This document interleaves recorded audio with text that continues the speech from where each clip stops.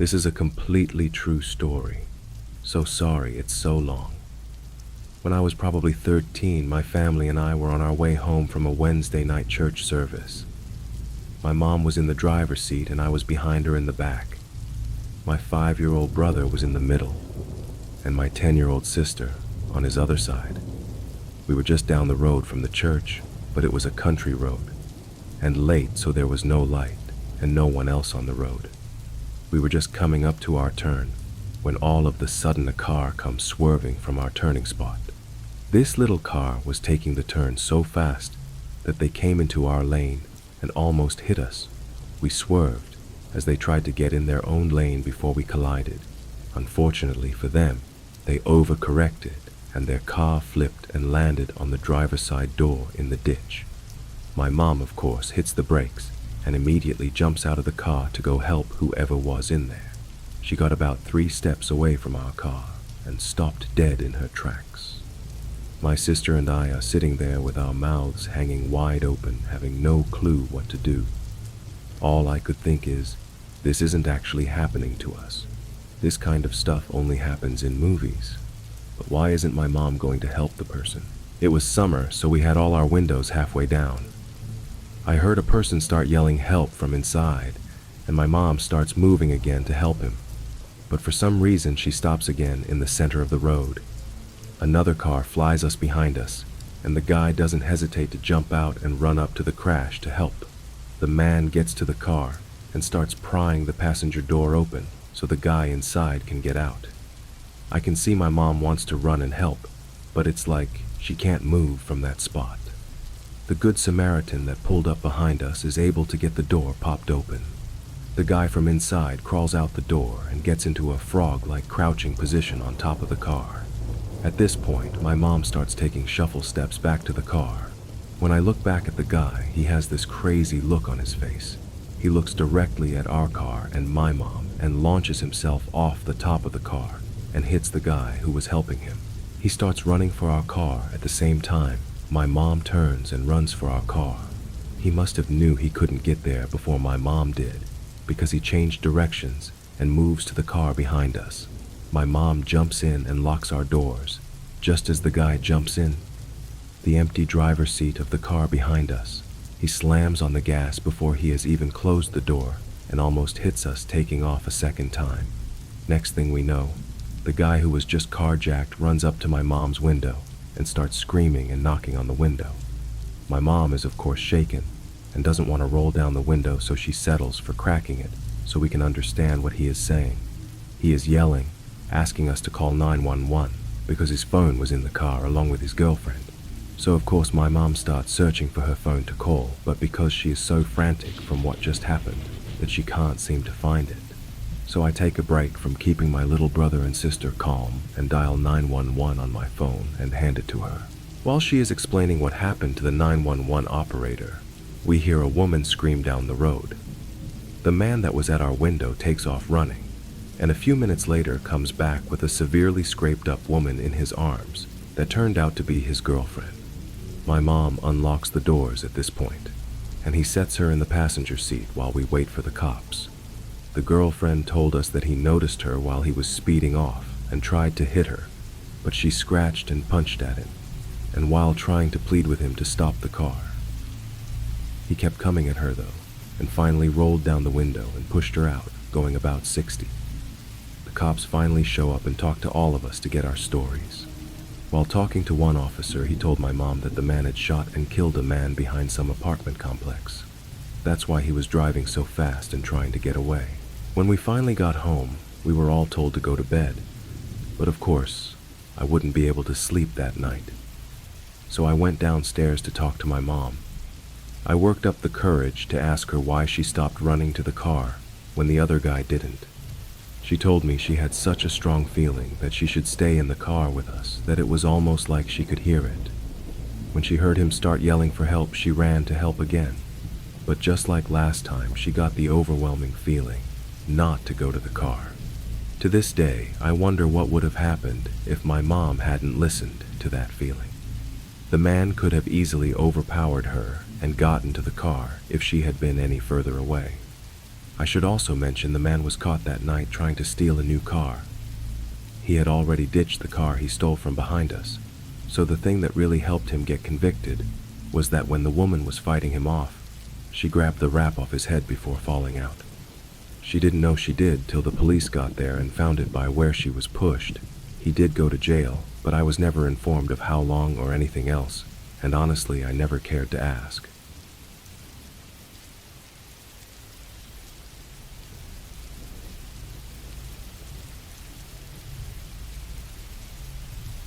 When around 12, I lived with my mother in a granny's flat.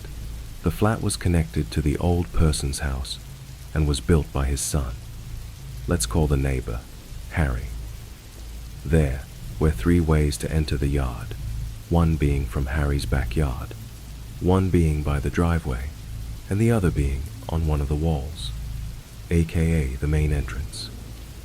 The gate at the driveway was broken, and we kept Harry's gate blocked. Harry was an odd guy, around 70, and always gave me and my mom the creeps. But I remember one day when me and my mom were outside, he started talking to us over the gate and got on what we later learned was a step stool, and my mom told me to go inside. Another time was when I was taking the rubbish out, and when I turned around, he was behind me just staring. I tried to leave, but he dragged me into a conversation. And after a while, my mom showed up and asked what was taking so long. And when she saw Harry, she told me to go into the house, and when she came back, she told me if he ever does that again, to run away. The third thing I remember is when I was at home, alone, and I heard the gate open, so I took a look outside and saw Harry walking around the yard. So I ran to my mom's room and stayed quite. After a while, I heard knocking. Then the gate opened and shut, indicating he left. The final issue was when me and my mom were mowing the lawn, when I felt I was being watched. So I looked up, and there was Harry standing near his back door. Our flat was visible from the door, just staring. After a minute, my mom realized I was staring at something and looked up and immediately got mad, telling at me to get inside and lock the door. My mom started yelling at him, saying, "What are you doing? Go away. Leave us alone. If you keep this up, I'm calling the cops." I don't really remember what happened next, but after a few months we moved, and it was the biggest relief ever.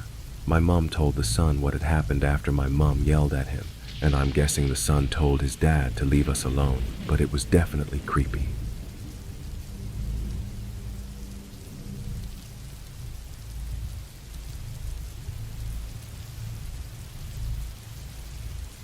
I encountered this on the 2nd of January, 2 days ago, when I was asleep in my room. I'm a 18, female, living in Singapore with my parents. I'm sorry if it's pretty long, but I would appreciate it if you take your time to read and comment your thoughts. In my family, it's only me, 18, female, my mom, 38, female, and my stepdad, 40, male, living in a small apartment. I have my own bedroom as I'm an only child. My parents took the smaller room and I had the master bedroom, which has a big window that is facing the back of our house. For my bedroom, there's a big space outside our windows that's between every apartment unit over here, so there's no way someone would unintentionally stand near my window. You have to walk in and go for a few turns before coming here. I eventually fell asleep around 11 p.m. and I forgot to close my blackout curtains for my window. Even though it's a frosted window, anyone can only see through it if they stood close to it for a closer look. Exactly at 1:23 a.m., I checked the time when I accidentally woke up. I heard 3 loud knocks on my room window, which eventually woke me up as I'm a very light sleeper. At where I'm sleeping, my window is on the right corner, and I can see whatever shadow that gets through it at day or night. On that night, I didn't switch on any of my lights, so it was total darkness, except for my table lamp that was shined at me at highest brightness. At first, I was sleeping while facing my room door, which is on my left, so I had an automatic response to turn my head and looked at what's knocking on my window. To my surprise, I saw a silhouette of a man's head that was clearly visible on my window. I had a goosebump, and I froze because I was unsure of what to do as the curtains wide open, so obviously that man can see me through my window. Despite my parents' room being right next to mine, I went into shock and had to call my mom, she was asleep, to help me check if I was tripping and to close my curtains for me. I told her what I saw afterwards. In the end, she advised me to sleep in the living room for the meantime, to calm myself down. I felt really uneasy that night. I couldn't go back to sleep. Since I stayed awake that same night, I heard 3 more knocks coming from my bedroom at 3 a.m., which of course I had to assume it came from the window. Before this happened, my curtains were already closed and blocking my window's view, so I thought that it'll be fine for me to go ahead and get a little look on who or what knocked on the window. The only difference this time is that the knock was louder but slower, like the ones you would experience as if you're in an old haunted house. Come to think about it, until now, I wished I stayed curious and stayed in my living room. I had my face and hand holding onto the window, since I had to get a closer and clearer look, since I didn't saw a silhouette when I was standing from a distance from the window, and me still being paranoid from what happened hours before. I saw a man who's around 180 plus, standing outside my room window, about 4 meters apart, standing and staring straight right at me, who's currently frozen in place at the window when I saw him, wearing gray long pants and a black t-shirt, a really, really pale skin. It looked as if he had no expression when he saw me. By the time it happened, I wasn't really sure if it was the same man that stood outside at around 1:30 a.m. As much as I was tired that night, I knew I wasn't hearing things or seeing hallucinations.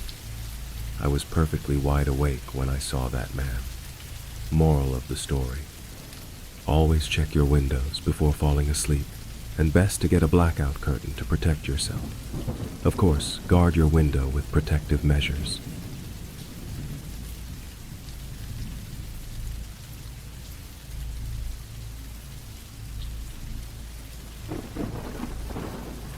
For some context, I'm female, and this happened a couple years back when I was around 26.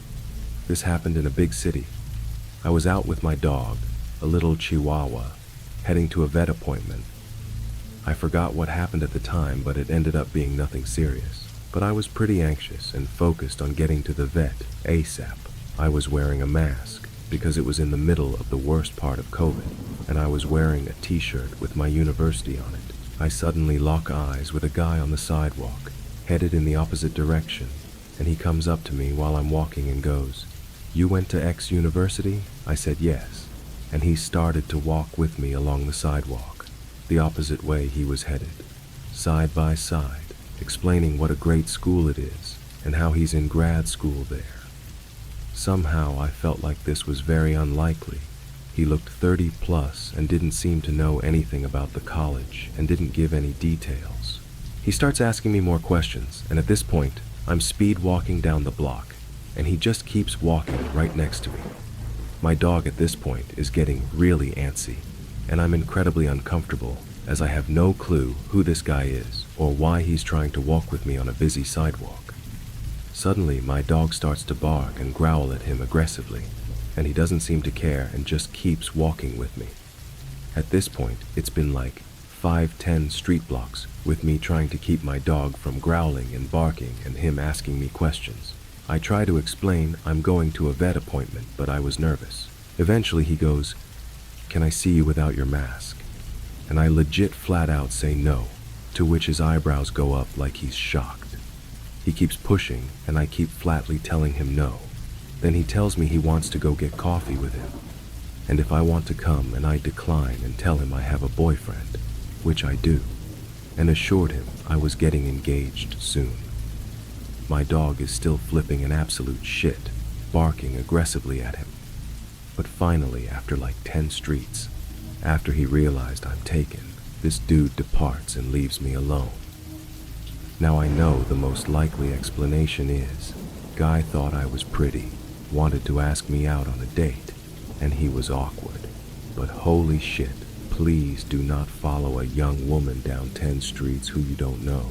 It was unnerving, and I still remember this years later. I guess he made an impression. TLDR, complete stranger who wanted to ask me out, followed me for 10 blocks with my dog trying to attack him.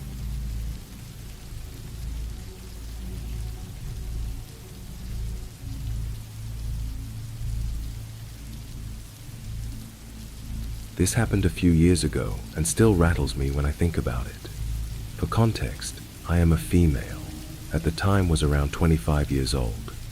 I worked in an office of around 150 people. One day, I received an email from a coworker, but I didn't recognize his name. The email basically said something along the lines of, "I'm sorry if I did something to offend you. Given the situation, if you'd prefer never to see me again, I understand and will avoid you in the kitchen." I was extremely perplexed, as I had no idea who this guy was, but I must have done something to offend this person, right? I responded back along the lines of, "I'm so sorry if I offended you. Sometimes I zone out, and it can be perceived as if I'm rude, so I apologize." After this response, he started getting irritated, basically denying my apology and acting all passive-aggressive about it. I wish I kept a screenshot of these emails, but basically he was confusing the hell out of me with this misunderstanding. So I sent him a message, suggesting we resolve this in person. Big mistake. He agrees to meet in the kitchen in the office. I go there and immediately see a tall, 30-ish-year-old guy, who I've seen around but never met before.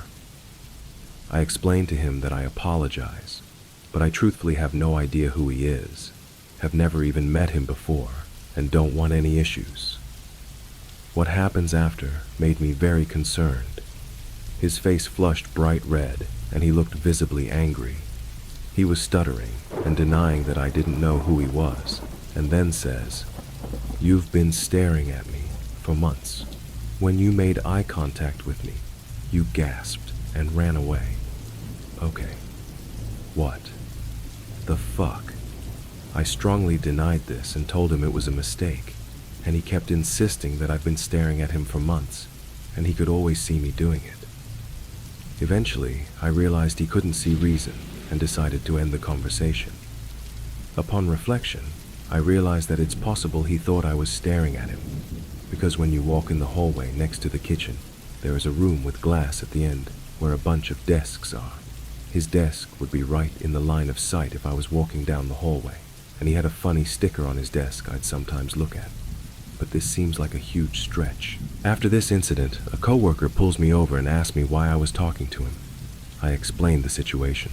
She looked scared and told me that last year, he appeared in the office in a bathrobe, raving like a madman at people, and he wasn't fired.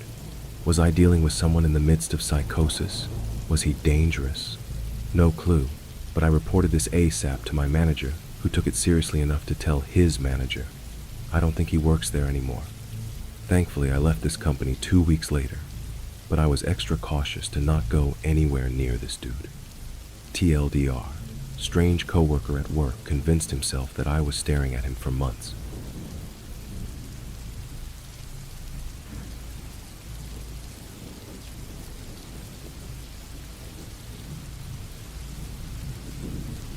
It was April of 2008. I was 20 and living in Denver for a year-long work contract with a non-profit in Boulder. My girlfriend, now wife, and my best friend Tim drove to Colorado from our home state to visit me for my 21st birthday. The non-profit I was working for housed their workers in dorm rooms, and drinking was not allowed on site, nor were visitors allowed to stay overnight. So I booked a hotel room in downtown Denver for the weekend where we could drink in honor of my 21st. The hotel was big, very nice, and in a safe central area of the city. So nice, in fact, that it was the same hotel that most of the politicians would later stay at during the DNC convention of '08 that took place in Denver later that summer. My wife and Tim arrived Saturday morning, and we all met up at the hotel. The day was fantastic. We drank across the city most of the day. By about 1 a.m., we got back to the hotel. The room was typical with 2 queen beds. Bed 1 was close to a big window looking out across the city. Bed 2 was pushed against the wall with a door that opened to the bathroom. You couldn't see the door, entryway to our room, unless you were at the foot of bed 1. We drank more and chatted in the room until about 4 a.m. My wife was laying at the head of bed 2 flipping through the TV. Tim and I were seated at the foot of bed 1 staring out the window as we talked. As we talked, I heard some movement and the sound of a door opening. Without looking away from the window, I assumed it was my wife getting up to use the bathroom. A few minutes passed by and I thought I heard movement again, so I finally turned around to look. I saw my wife still lounging in bed too, as she had been. "Did you get up a few minutes ago and use the bathroom?" I asked her. "No," she replied. "I thought I heard a door," I said back to her, with her just looking confused back at me. "Yeah, I thought I heard that too," Tim said, breaking his own gaze from the window. It was then I started to run cold and sobered up pretty quick. Very softly, I heard Tim say, "I think there is someone in our room." I lurched forward from the foot of the bed to look into the pitch-black entryway. I could barely make it out, and I wanted to believe I wasn't seeing it, but there was a man dressed in all black, with a black baseball cap pressed into the 90-degree corner of the entryway, where the room door and wall met. Absolute silence fell on the room, and it felt like hours passed by as I started to panic in my mind like no way I ever have in my entire life. We all knew. We knew we weren't alone and hadn't been for a while, and he knew we spotted him. Eventually, Tim got the courage to meekly speak in the direction of the entryway and said, "Hey man, is there something we can help you out with?" Another period of silence that felt like an eternity went by. He slumped off the edge of the wall a little into the light and made eye contact with Tim and I. We all just stared at each other. Then eventually he spoke up and said, "Is this room 1709? "No, man, it's not," Tim said, stroking his beard nervously. He stared at us for a while longer, raising his eyebrows and shaking his head. He then turned around and left. We then erupted into a million curse words and paced around the room. I called the front desk. They told me that he was drunk, and they found him in the stairwell, but directed him back to the right room. Minutes later, Tim called the front desk, and they told him he was not a guest. He was apprehended in the stairwell and taken into police custody. Then a while later, they told my wife he disappeared, and they had no idea who he was or what he was doing. They told her there wasn't even a room 1709 in the hotel. We got 3 different stories. We still have no idea what that was all about, or how he managed to get a key card to our room. We were sure the door was closed. It was easily the most terrifying moment of my life. Always use the latch in hotel rooms. We got the stay refunded and about $200 in credit for food from the hotel. We should have sued, but we were young and dumb.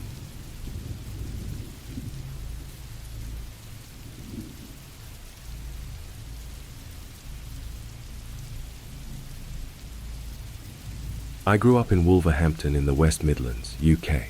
I was 12 years old, and let's just say I didn't have the easiest of upbringings. I was smoking, drinking, and staying out late around this time of my life. So I was bunking off school, my mum was at work, and it was late morning time around 11 a.m.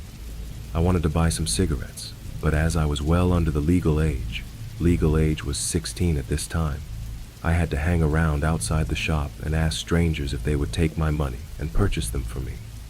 About 1.5 miles from my house, there was a little shop called the Spar. It was on a fairly busy road. A row of hedges lined one side, with a gap that led into the field beyond, and houses on the opposite side. So I was standing maybe 10 paces from the shop, waiting for people to walk past so I could ask them to purchase my cigarettes. I usually second-guessed if they would be willing by how they looked. I asked a lady, maybe mid-40s, shoulder-length blonde hair, black business trousers, pink elbow-length jumper. Looked like she smoked. She said no.